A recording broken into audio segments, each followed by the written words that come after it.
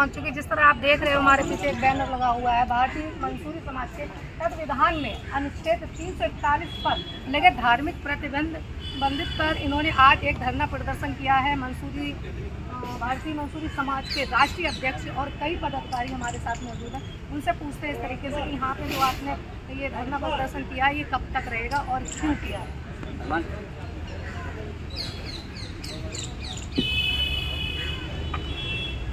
मेरा नाम यूसुफ मंसूरी, मैं राष्ट्रीय अध्यक्ष भारतीय मंसूरी समाज के। हमारा जो धरना है ये दलित मुस्लिम आरक्षण को लेकर के। ये 10 अगस्त 1950 को पंडित जवाहरलाल नेहरू की सरकार की कांग्रेस की उसने धार्मिक प्रतिबंध लगाया था। 1956 में सरदारों को सर दे दिया, सिख समुदाय से आते हैं। उसके बाद 90 में इन्होंने बौद्ध धर्म के मानने वालों को दे दिया। और जब इन दोनों को दे दिया तो इसमें बनता है कि मुस्लिम ईसाई पार्टी इनको भी दिया जाए। भारतीय मंसूरी समाज ये पहला संगठन है जिसने पसमानदा मुसलमान की आवाज़ उठाई आर्टिकल 341। मैं तो चाहता हूँ कि सभी लोग इसकी आवाज़ उठाएं, क्योंकि इसमें शासन प्रशासन में हिस्सेदारी भी मिलेगी। अगर आर्टिकल 341 प्रशासन में ऐसी क्या हिस्सेदारी मिलेगी? देखिए, उसमें हिस्सेदारी ये मिलेगी जैसे SC ST OBC का कोटा है, ऐसे ही मुस्लिम में SC ST होते हैं जो दलित मुसलमान होते हैं। इसका सर्वे कराया था रंगनाथ मिश्रा सेक्टर कमेटी आयोग, सारा सर्वे हो चुका है गवर्नमेंट के उसमें, लेकिन फिर भी कहीं ना कहीं इसका कहीं हो रहा है। तो इसलिए अगर सभी लोग आवाज़ उठाएं इसकी आर्टिकल 341 की, तो हो सकता है ये जल्दी से जल्द धार्मिक प्रतिबंध जो लगा रखा है मज़हब के नाम पर, ये हट जाए। अच्छा, अगर आप इस तरीके से धरना प्रदर्शन करते हैं ये कब तक रहेगा, और अगर नहीं आपकी मांग को पूरी किया जाए आप क्या करेंगे? देखिए, हर साल हर 10 अगस्त को जंतर मंतर पर धरना दिया जाता है और पूरे वर्ल्ड में, मतलब पूरा जो भारत है, 10 अगस्त के ऊपर हर जगह धरना दिया जाता है। सब अपने अपने लेवल पर धरना देते हैं और जब तक नहीं हटेगा तब तक हम इसके लिए संघर्ष करते रहेंगे। ठीक है, और मोदी साहब का एक नारा भी है और उनको पता भी है कि बाकी में ही मुसलमान जो है पसमानदा है। उन्होंने अपनी बात में जिक्र भी किया है। जब उन्होंने जिक्र किया तो अब कर देना चाहिए कि हाँ भाई आर्टिकल 341 जो धार्मिक प्रतिबंध है वो हटा देना चाहिए। और उन्होंने कहा है कि सबका साथ सबका विकास, लेकिन अगर वो सबका साथ सबका विकास चाहते हैं सभी आए हुए तो आखिर क्यों सम्मानित को हमारी तरफ से क्यों नहीं देना चाहते? ठीक है, आप सबको पता है आज 10 अगस्त है कि आप इनको आज के ही दिन 10 अगस्त 1950 को उस पर ध्यान दिया जाए और उसको भारत के उस पवित्र संविधान आगे क्या से हमारा देश चलता है। ये है कि सभी को इसकी आवाज़ उस संविधान के अनुच्छेद 43 पर उस समय की सरकार ने धार्मिक प्रतिबंध लगा दिया था। इस संविधान में स्पष्ट शब्दों में ये लिखा है कि धर्म के नाम पर हम किसी के साथ कोई भेदभाव नहीं कर सकते हैं। धर्म के नाम पर हम किसी को कुछ दे नहीं सकते हैं, लेकिन धर्म के नाम पर हमसे छीन लिया गया। तो ऐसे कब तक चलेगा? और छीनने के बाद जो है इसका जो है एक हम लोगों मुल्क में आया मुद्दा, इसके लिए हम लड़ते रहेंगे। हंगामे का दौर चला। सबसे पहले सरदार तारा सिंह के नेतृत्व में सिखों ने आंदोलन किया नाइंसाफी है और सिख समाज को 1956 में जोड़ दिया। मानना तो उसके बाद 1990 में बौद्धिस्टों को जोड़ लिया गया, लेकिन मुसलमानों को आज भी इससे बाहर रखा गया है। तो सीधा सा सवाल यही है कि जब आप धर्म के नाम पर कुछ दे नहीं सकते हैं तो आपको धर्म के नाम पर कुछ छीनने का भी अधिकार संविधान को कम से कम नहीं देता है। कि भारत के संविधान को एक तरह से काला धब्बा है। एक तरह से समझिए कि संविधान का संवैधानिक पद पर रहकर ही मजाक उड़ाने का काम किया गया। लेकिन उससे बड़ी बात यह है कि 1950 से आज 2024 में हम लोग पहुँच गए हैं। वो तमाम पार्टियां जिन्हें हम हॉक के हिसाब से वोट देते हैं, वो तमाम पार्टियां जिनको हम सत्ता के शिखर पर पहुंचाते हैं, आज तक उन्होंने भी कभी संसद के अंदर या संसद के बाहर इस गंभीर मुद्दे पर, जहां स्पष्ट है कि जातियां जो है वो ये लोग कहते हैं कि इस्लाम में तो जात पात नहीं है। मैं अभी मंच से कहता हूँ और तमाम दानिश्वर कहते हैं कि जात पात है, लेकिन जात पात के नाम पर बड़े और छोटे का कंसेप्ट नहीं है। इक्वलिटी की बात की गई है, लेकिन भारतीय उपमहाद्वीप में कड़वा सच ये है कि धर्म जो भी आए, अगर उस धर्म का अध्ययन करेंगे तो सिखिज्म में भी जात पात के नाम पर छोटा और बड़ा होने का कहीं सवाल नहीं है। क्रिश्चियनिटी में भी इक्वलिटी की बात की जाती है।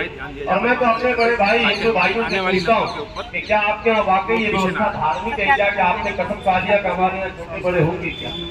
ये आरक्षण जो दिया गया था वो सोशली जो बैकवर्ड थे पहले से, क्योंकि ये एक लंबी बात था, लेकिन दिया इसलिए गया था।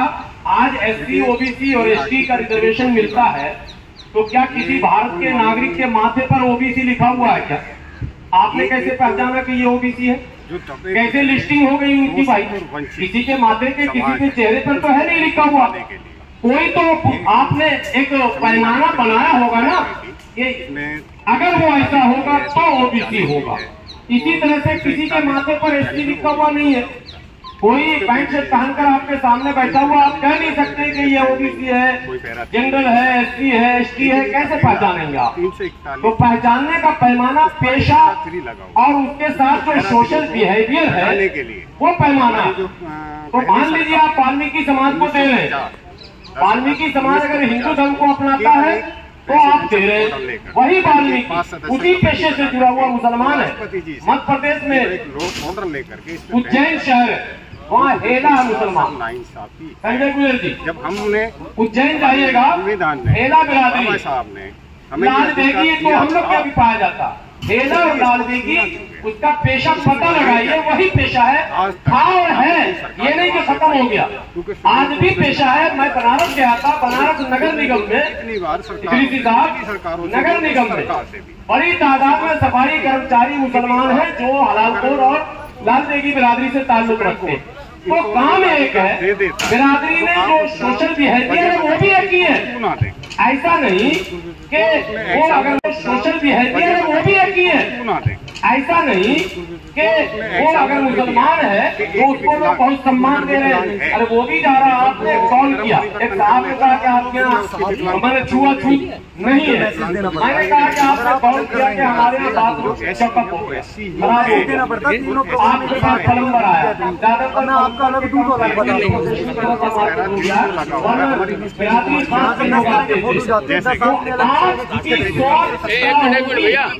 हुए फोटो जो आया है उसका धर्म क्या है?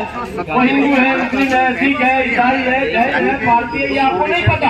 आपको ये पता है कि वो आया है सफाई के लिए, तो आपका इसके साथ पैसा क्या होगा ये बताइए। लेकिन हम और यकीन से ईमानदारी से बताएंगे, सबके जहन में वही बात है जो बात यहाँ भारतीय सोच है, वही सोच है यार। तो आपका बिहेवियर सेम है, पेशा सबका सेम है, कपड़ा धो रहा हिंदू धोबी है तो उसको आप दे रहे, वही काम मुसलमान कर रहा, वही उसकी बिरादरी, वही उसका नाम भी और काम भी आप नहीं दे रहे। जिस संविधान ने ये कहा मजहब की बुनियाद पर किसी के साथ कोई भेदभाव करेंगे तो आपकी क्या मजबूरी आपकी जी नहीं, पैरा शुरू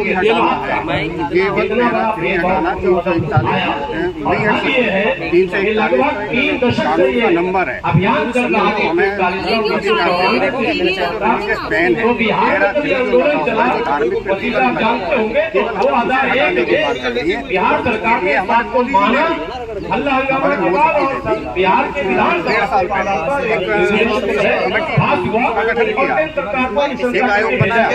होना चाहिए। 2005 में उत्तर प्रदेश में उस आयोग वीडियो चल रही है, बार बार निकल रहे हैं, इतनी तो सेंस होना चाहिए और उन्होंने समझाया, इधर से निकल जाओ, नहीं पूरी वीडियो खराब कर देते हैं, फिर उसको भेजा गया दोबारा।